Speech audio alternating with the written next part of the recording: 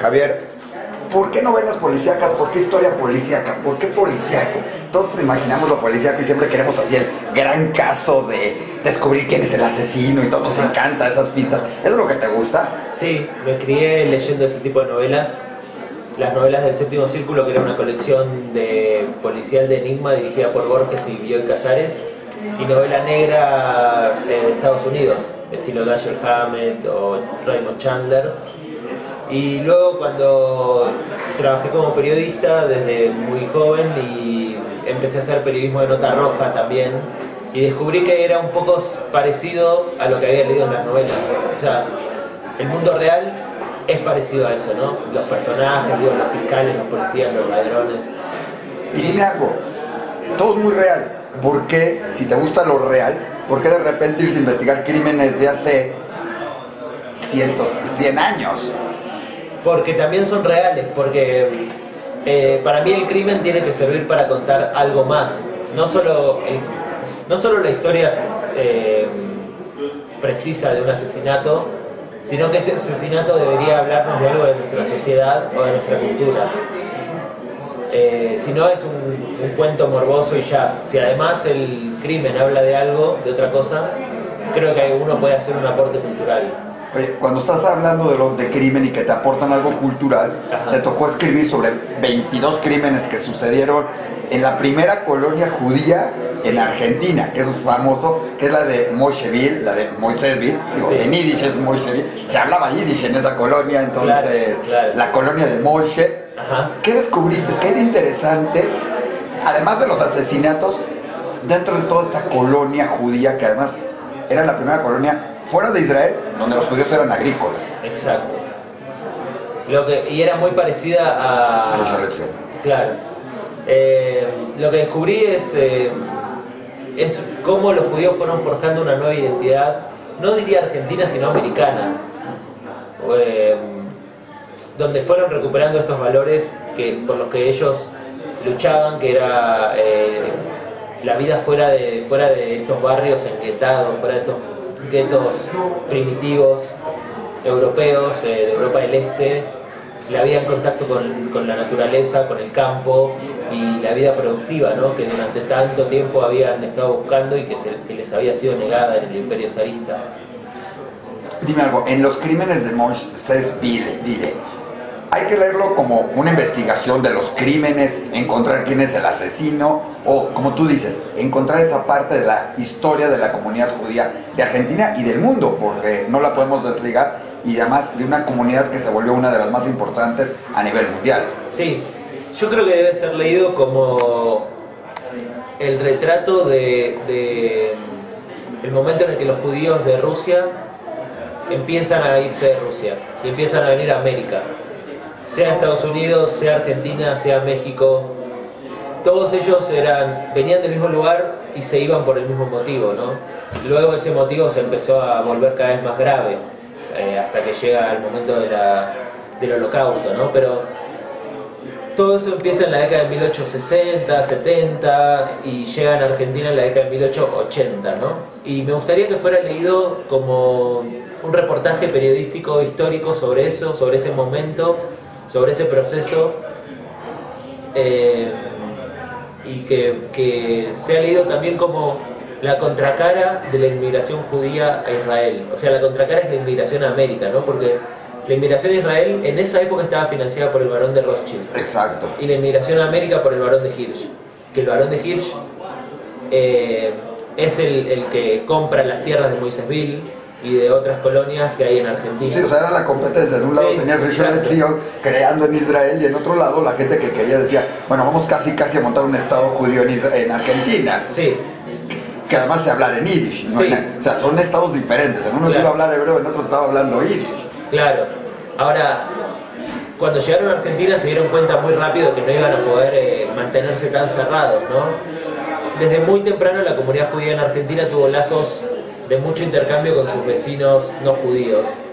Y era un momento en la Argentina en el que 1 de cada 2 habitantes era inmigrante. Entonces estaban no solo los gauchos locales, no solo los españoles ya afincados en Argentina, sino que estaban los inmigrantes italianos, suizos, franceses, alemanes, era un gran fresco babilónico en un punto la Argentina, ¿no? Oye, Perdón, y la comunidad argentina era muy numerosa desde muy temprano en Argentina, ¿eh? Fue como luego de los italianos y de los españoles, por ahí estaban los franceses, pero en el puesto número 4 o 5 estaban los judíos rusos, desde muy temprano. ya. Oye, y si la historia es la historia de Moshesville, si es la historia de los judíos de Argentina, ¿qué tienen que ver ahí los gauchos y crímenes? Porque uno pensaría que es un reporte histórico, que es una novela, ¿qué tiene que ver esa parte con la comunidad judía? Porque además los asesinatos, entiendo, no fueron por ser judíos. Claro, es así. Acá se empieza a complicar el asunto. Porque para entender estos crímenes hay que entender el contexto de época. En la Argentina, que es un contexto de modernización y de productivización del campo. Desde 1860 en Argentina hay gobiernos liberales que intentan que el campo rinda más. Entonces para eso a los trabajadores del campo, que eran gauchos y criollos y mestizos, o sea, el gaucho era un espíritu romántico. Sí, todos hemos visto a los gauchos nómade, con las de estas. Sí, violento también. Sí, sí. Entonces el gobierno lo empieza a disciplinar. Y la idea del gobierno es poblar el país con inmigrantes europeos. Era un país bastante deshabitado, con muy pocos habitantes. Entonces el gaucho acepta el disciplinamiento y se convierte en un peón de estancia, o se convierte en un outsider, en un bandido, y pasa por todas las colonias que había de todos los inmigrantes, pasa robando y muchas veces matando. Entonces, cuando yo investigué estos crímenes recurrí a muchos periódicos de la época, que no había tantos, pero se pueden encontrar, buscando la noticia de cada uno de estos crímenes. Algunas estaban, otras no, pero además había muchas noticias de otros crímenes en otras colonias. Por eso digo que no son crímenes de antisemitismo clásicos o típicos. Sí hay un elemento de xenofobia, pero es más bien el primer choque entre dos culturas, ¿no? Y una lucha por el territorio también. Dos culturas que al principio tuvieron una fricción muy fuerte, pero que después se entendieron, se aceptaron y trabajaron juntas. Bueno, hay hasta la historia de gauchos judíos, claro, dentro de todo esto, que se volvieron. Exacto. Pero además, curiosamente, tú hablas de los periódicos, y curiosamente la portada de tu libro, que ahí por casualidad está, no se alcanza a ver bien la portada, pero la portada es de un periódico en yiddish. Exacto. Curiosa. Sí. Cualquiera diría, o sea, que es un libro sobre la comunidad judía básicamente y que va enfocado a la comunidad judía, pero es un libro comercial. Sí. Una portada en yiddish que para muchos sería, ¿eso qué? Con un cuate ahí barbón, que parece rabino. ¿Por qué usar esa portada? ¿Por qué usar un periódico en yiddish? Porque no es cualquier periódico, es el periódico Der Wiedercall, El Eco, abril de 1898, o sea, contemporáneo a los crímenes, hecho por mi bisabuelo a mano. No había imprenta con caracteres, con letras hebreas en la Argentina de esa época, entonces mi bisabuelo lo hizo, es un grabado, lo hizo con una técnica que se llama ectografía, que es muy similar a la del grabado. Él escribió a mano en una plancha grande todas estas palabras en yiddish y luego las grabó y las fue imprimiendo en cada hoja. El señor que aparece aquí es un rufián judío, un delincuente judío de los que en esa época se conocían como rufianes, tomado de un libro de prontuario de la policía argentina de la época, también de 1894, y fotomontado. Este es un fotomontaje para esta portada, ¿no? Pero por eso decidimos construir esta imagen. Es un diario hecho por mi bisabuelo, que es quien escribió el texto de los crímenes de Moisesville, que dio pie a toda esta investigación, que yo lo encontré medio de casualidad, y que fue periodista mi bisabuelo, con un delincuente judío de la época. Wow. Entonces es como un fresco.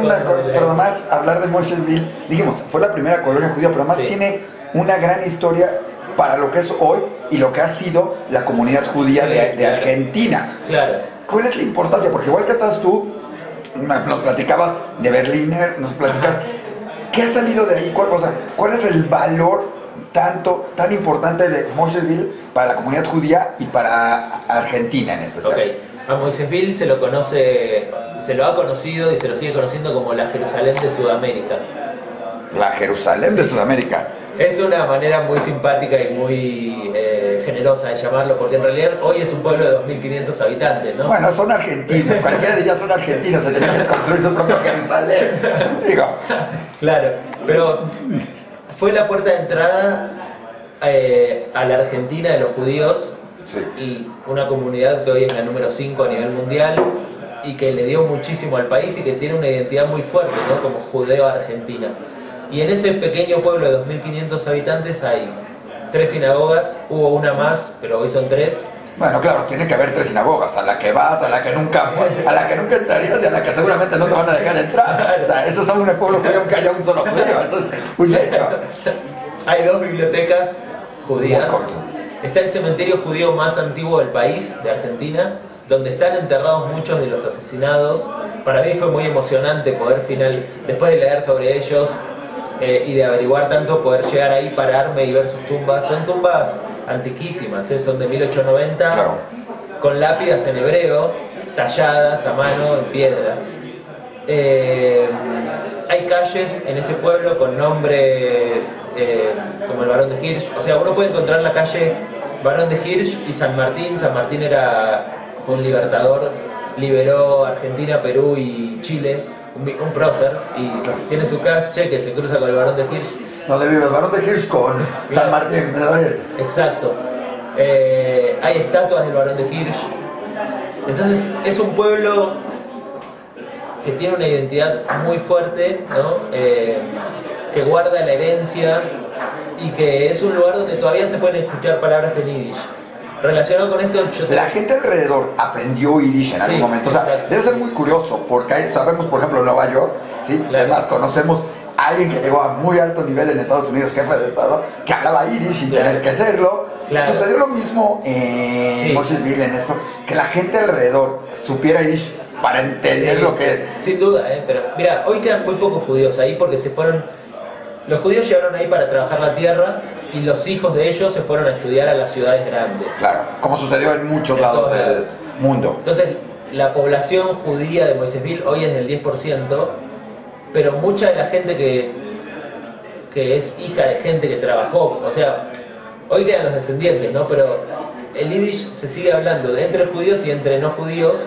Y por ejemplo, yo entrevisté a la señora más vieja de Moisésville porque quería preguntarle si quedaba una memoria de estos crímenes, ¿no? Es una señora que tenía 103 años cuando hablé con ella. Había trabajado como empleada doméstica, o sea, era criolla y sabía hablar yiddish perfectamente, ¿no? Seguramente cocinar unas... Claro. Fish. Sí, claro, me empezó a hablar de las fiestas judías, conocía todo. Y era la prueba viviente de algo que yo había leído, que me habían contado, que era esta comunidad, esta comunión entre criollos e inmigrantes judíos, ¿no? Con respecto al yiddish, también es un lugar donde se lo defiende. Hablé con Max Berliner del tema. Max Berliner es un actor ya muy anciano, tiene como 95 años y sigue actuando. Empezó en el teatro yiddish y luego se hizo famoso en la televisión y en el cine. Y creo que es padre de un gran periodista. Es padre de Daniel Berliner, claro. Y él es un defensor del yiddish y me dijo que Moisésville es un lugar que puede considerarse una tierra yiddish. Qué interesante. Ahora, tú no sabías yiddish. No, yo no sabía, claro. Entonces, un periódico en yiddish con un lugar donde de repente seguramente con esta señora te empezó a hablar en yiddish. Exacto. Casi hablándole a ella, seguro te empezó a hablar en yiddish. Sí. ¿Qué sucedió con eso, con tu yiddish? ¿Qué pasa con el yiddish, con todo esto? Bueno, yo no sabía yiddish, pero buena parte de mis fuentes bibliográficas estaban escritas en yiddish. Por ejemplo, el texto Los crímenes de Moisésville, que escribió mi bisabuelo y que dio pie a toda esta investigación, yo lo leí en español, en internet, pero luego fui a buscar el original y estaba en yiddish. Me tuve que anotar en un curso para aprender yiddish. Un curso de lectura, no me hagas hablar porque realmente no sé hablar yiddish, pero sí puedo leerlo. Tengo el diccionario español yiddish de mi bisabuelo, que usé y sigo usando porque sigo trabajando con estos temas. No logré hacer traducciones tan fieles, pero sí tengo una traductora, una señora a la que yo, cuando me doy cuenta de que un texto me interesa, se lo doy a ella y le pido que trabajemos juntos. Oye, ¿y qué tan, o sea, qué te han dicho, qué te ha dicho, qué sucede cuando la gente ha empezado a ver esto y dices, es una historia? ¿Qué pasa? Porque muchas veces tenemos olvidado todo eso y no nos ni siquiera regresamos a la historia, más bien estamos olvidados en ese sentido. Bueno, pasaron dos cosas.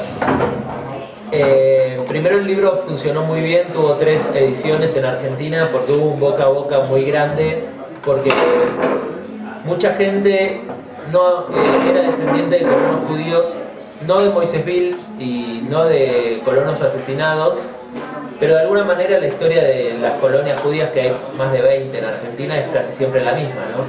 Entonces mucha gente sintió mucha nostalgia por sus abuelos, por sus padres que habían pasado o por Moisésville o por pueblos similares. Y en el propio Moisésville yo estaba preocupado porque yo fui muchas veces a investigar ahí, me hice muy amigo de la gente, pero el título es Los Crímenes de Moisésville, y Moisésville es un pueblo que tiene una identidad. Que muchos pensarían que es un nombre de alguien. O sea, leo Los Crímenes de Moisésville y pienso en un asesino. Claro. Sí, o sea, en los crímenes, sí, ya sabes. Sí. Pero además, Moisésville es un lugar que es conocido porque es... o sea, ahí se celebra la fiesta provincial de la integración cultural. Es un lugar donde el experimento de juntar gente de diferentes orígenes resultó muy bien. Entonces yo pensaba, si yo presento un libro que habla de los crímenes, que habla de lo mal que se llevaban al principio, por ahí no les gusta tanto. Pero de alguna manera este libro lo que cuenta es un proceso, que es el proceso que va de la fricción inicial a la fusión, o sea, que va de la enemistad a la amistad. Entonces cayó muy bien incluso en el pueblo de Moisésville. Ahora, dime algo. Me hablas del pueblo de Moisésville, me hablas de argentinos, me hablas de judíos.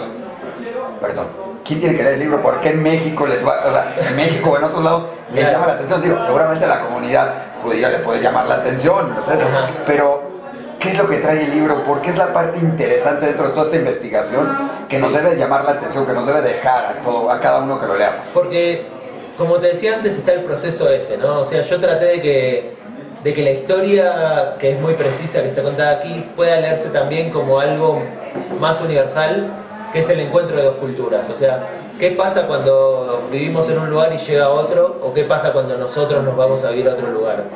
¿Qué pasa cuando dos...? Que eso sucede mucho en México, porque tenemos mucha migración hacia Estados Unidos y mucha de Guatemala para acá y de otros países, o dentro de la comunidad judía que va y llega, y en todos lados somos inmigrantes. Exacto, realmente. claro. El tema de la migración es un tema del que México habla todo el tiempo, ¿no? Y del que América habla todo el tiempo. Y estamos los Argenmex en México, ¿no? Mi tío fue Argenmex, o sea, cuando en Argentina en la década del 70 hubo una dictadura, mi tío y muchos de sus compañeros y amigos se refugiaron aquí. Entonces, ¿qué pasa cuando dos identidades se encuentran? Cuando son completamente opuestas y de ahí hay una dialéctica y surge algo nuevo. Me parece que para mí el crimen tiene que contar algo más, como decía antes, si no es un cuentito morboso y ya. Y lo que cuentan estos crímenes es eso, es un proceso de amistad, finalmente. Oye, pues muy interesante, hay que leerlo, hay que verlo, nosotros lo estamos leyendo. Es bien curioso encontrarte cosas que además se asemejan a México y a la inmigración a México o a otros países. Pues de repente hablas de las familias, de todo eso, y es como se va dando. Y lo que dices, cómo pasaron de ciertos pueblos o ciertas ciudades a las ciudades grandes, como sucedió en Argentina, que se fueron a Buenos Aires principalmente, en México, que de ciudades como Veracruz y otros se vinieron directamente a la Ciudad de México, que era, o en otros lados donde dejaron eso. Creo que eso es parte de lo interesante, y todo esto, claro, entremezclado con una investigación de un crimen, bueno, de 22 crímenes, y una pregunta, ya sabemos quién los asesinó. ¿A qué llegamos con los crímenes? ¿Encontraste al culpable? ¿Qué vamos a hacer con los culpables?